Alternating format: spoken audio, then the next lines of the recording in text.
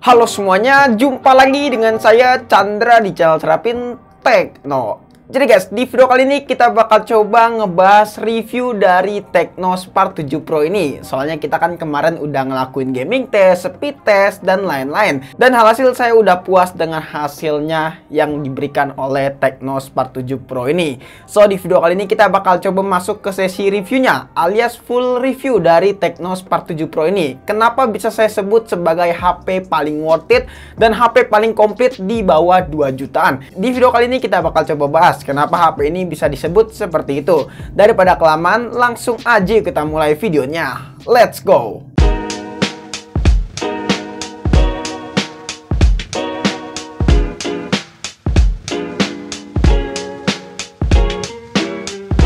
Jadi HP ini cuma ada satu varian, yaitu varian yang 6x64. Untuk harganya sendiri dibanderol dengan harga 1,8 jutaan ya guys ya.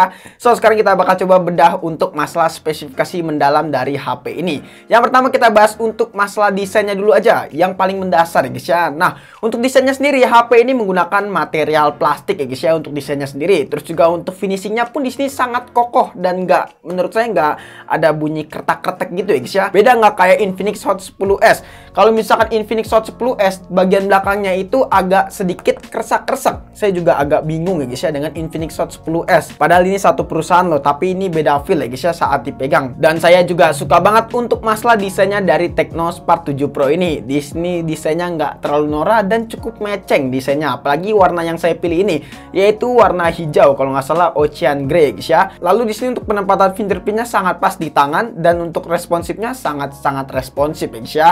Nah, di sini untuk port-portnya cukup lengkap. Di sini ada port jack 3,5 mm audio, terus juga di sini ada lubang speaker, habis itu lubang antena, lalu ada lubang SIM yang udah pakai dual SIM dan satu SD card. Lalu di sini ada lubang micro USB. Nah, ini dia yang bikin saya agak sedikit gregetan dengan Tecno Spark 7 Pro ini. Di sini sayangnya HP ini masih menggunakan port USB micro X ya. Yang harusnya sebenarnya HP sekarang tuh bagusnya pakai USB Type-C guys ya, agar lebih kekinian. Tapi ini mungkin karena memangkas harga juga guys ya, agar lebih murah. So far saya cukup suka lah untuk masalah desainnya, build quality-nya, terus juga material dari HP ini. Yang penting build quality dari HP ini cukup compact ya guys ya saat digenggam di tangan. Oh ya, untuk bobotnya sendiri di sini nggak terlalu berat ya guys ya. Di sini di kisaran 185 gram. Lalu di sini yang saya suka untuk bagian belakangnya juga adalah modul kameranya. Nah, di sini untuk modul kameranya cukup keren ya guys ya. Di sini ada tulisan Spark dan AI. Di sini tulisan AI-nya nggak ditaruh di bingkai kamera. Ya, ini menurut saya jadi nilai plus ya guys ya, karena biar nggak kelihatan norak aja. Beda nggak kayak Infinix Hot 10s. Kalau misalnya kita bandingin ya guys ya, di sini ada tulisan AI dan adanya di bingkai kameranya, di dalam bingkai kameranya tepatnya. Jadi di sini agak sedikit norak untuk kesannya ya guys ya. Nah, saya lebih suka desainnya seperti ini. Tulisan AI-nya dipisah dengan bingkai kamera. Jadi kesannya ini terlihat cuman triple kamera aja dan nggak gimmick ya guys ya. Nah, untuk setup kameranya di sini memiliki setup triple kamera dengan kamera utamanya beresolusi 48 megapiksel. Saya nggak tahu nih dua kameranya lagi ini fungsinya buat apa, soalnya di sini nggak ada keterangan nih guys ya. Jadi pas waktu saya search di GSM Arena, di sini nggak ada keterangan nih guys ya dari kameranya si Tecno Spark 7 Pro ini. Jadi yang kebaca cuma 48 megapikselnya aja. Walaupun begitu saya cukup suka untuk hasil fotonya si HP ini, yaitu Tecno Spark 7 Pro. Di sini untuk warnanya dapat, detailnya cukup oke, terus juga nggak terlalu pucat untuk masalah fotonya. Itulah yang saya suka dari HP ini. Ya, walaupun begitu 48 megapikselnya di sini menurut saya nggak gimmick ya guys ya, dan ini bener-bener 48 megapiksel. Untuk detailnya di sini dapat dan cukup rapi ya guys ya. Jadi untuk masalah kameranya di sini saya nggak komplain banyak. Apalagi untuk super night mode-nya, yang dimana ini mode malam. Mode malamnya di sini bener-bener oke ya guys ya dari HP Tecno Spark 7 Pro ini. Apalagi mengingat harganya itu di bawah 2 jutaan, tapi bisa mendapatkan hasil foto yang cukup oke ya guys ya. Kalau misalnya kita bandingin dengan Infinix Hot 10s, menurut saya lebih bagus si Tecno Spark 7 Pro ini untuk masalah kameranya guys ya. Jadi untuk masalah kamera Tecno Spark 7 Pro nggak usah ditanyakan lagi. Saya akuin jempol untuk HP si Tecno Spark 7 Pro ini. Nah, untuk fitur-fiturnya sendiri di sini cukup lengkap ya guys ya. Di sini ada video pendek, terus juga AI kamera, mode cantik, potret, super malam, tambahkan AR, mode panorama, dokumen, dan selang waktu. Jadi untuk masalah fiturnya cukup lumayan komplit di HP ini. Nah, terus juga untuk perekaman videonya, HP ini mampu merekam di resolusi 2K di 30 fps, terus juga 1080p di 30 fps dan 720p di 30 fps.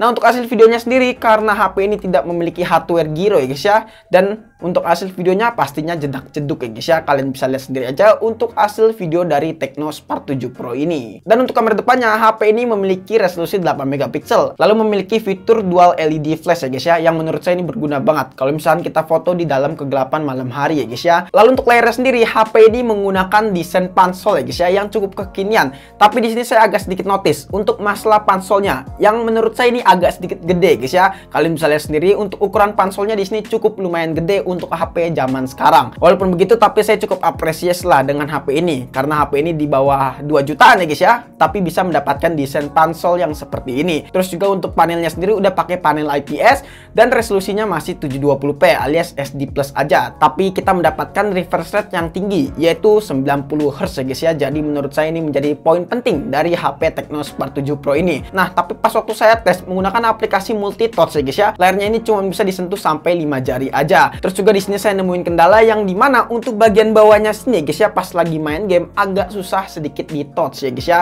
Di sini kalau misalkan kita main game PUBG Mobile dan Mobile Legends, untuk bagian di bawah sini susah banget di touch ya guys ya. Terkadang aja tapi nggak sering-sering banget.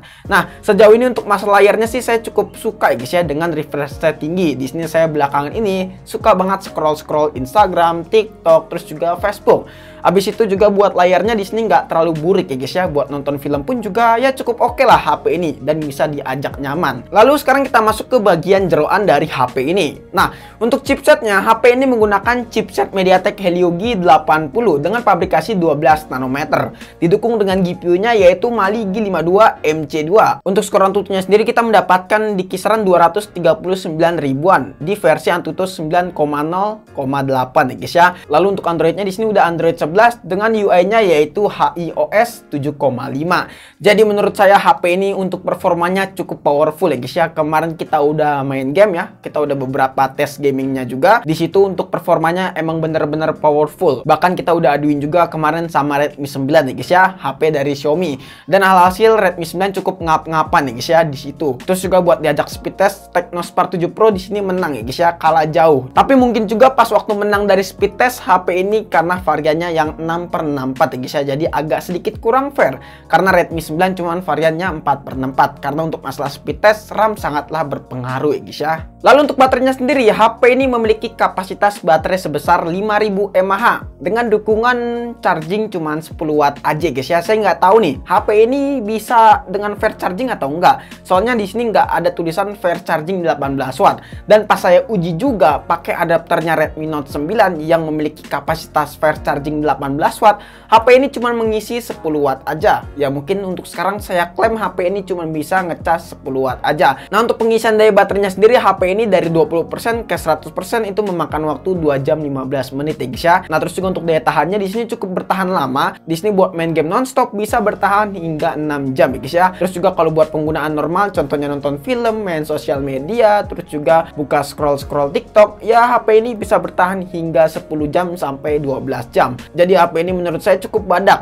Mungkin karena ini dipengaruhi dengan resolusi layarnya yang cukup rendah, yaitu 720p alias SD Plus aja guys ya. Yang terakhir kita masuk kesimpulan. Oke, untuk masalah kesimpulannya sendiri, HP ini kalau menurut saya guys ya adalah HP yang sangat recommended di bawah 2 jutaan. Karena harganya sendiri di sini 1,8 jutaan, kita bisa mendapatkan spesifikasi yang cukup gahar dengan RAM yang cukup besar yaitu 6/64. Habis itu pakai MediaTek Helio G80, refresh rate layar tinggi yaitu 90 Hz, baterai badak 5000 mAh dan kamera jahat yaitu 48 megapiksel. Jadi HP ini sebenarnya adalah HP paket komplit ya guys ya di bawah 2 jutaan. Jadi menurut saya HP ini sangat recommended banget untuk teman-teman pilih. Cuman satu aja yang saya pengen notice, yaitu untuk masalah portnya. Di sini masih pakai micro USB, tapi ini kita bisa kembalikan lagi. Mungkin ini buat menekan pembiayaan aja guys ya. Tapi semoga kedepannya Tecno bisa memberikan USB Type-C di HP kelas entry levelnya dia. Oke guys, mungkin cukup sekian aja video kali ini. Menurut teman-teman gimana? Apakah teman-teman punya pendapat ataupun punya pertanyaan?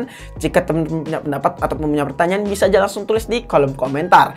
Kurang lebihnya mohon maaf jika ada kesalahan video ini. Terima kasih teman-teman sudah nonton video ini sampai habis. Dan jangan lupa juga follow Instagram kita di @sadapintekno jika teman-teman pengen nanya ataupun pengen DM kita. Chandra pamit and see you next time in the video. Goodbye, dadah, have a nice day.